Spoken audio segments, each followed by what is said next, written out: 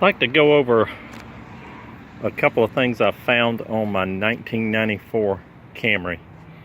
It had a no start situation. The spark plugs weren't getting any fire, and so I did a quick field test for that, then towed it home. Just got in it one day, wouldn't start. Engine was turning over fine, no spark. So had something similar to this before, and it turned out to be the coil inside the distributor. So I went there first, tested that. I'm not really going to go over the procedure or anything. There's lots of videos on that.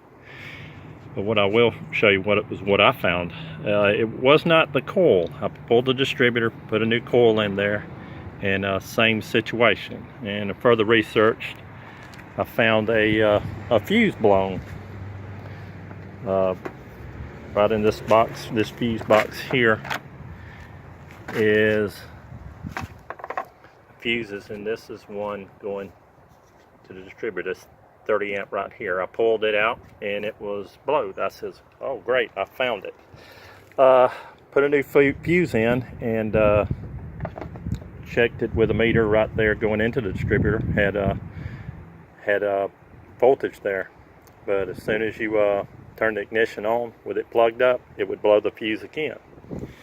Okay, did a lot of more research and found a couple other people had this same problem that I had, and I'm going to show you it turned out to be what they call the radio suppressor. Looks like a condenser inside the coil, and you can inside the distributor, I mean.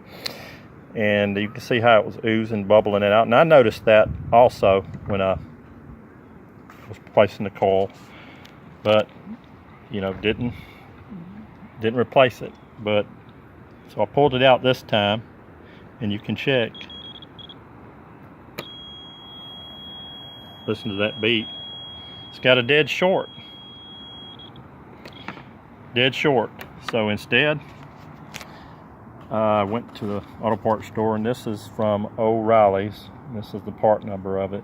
Call it a radio suppressor condenser. And checked it against the old one. Was not shorted, so that was what was blowing the fuse every time that I put it back in. Turned the key on and popped the fuse. So I just put that in today, and now everything's just fine.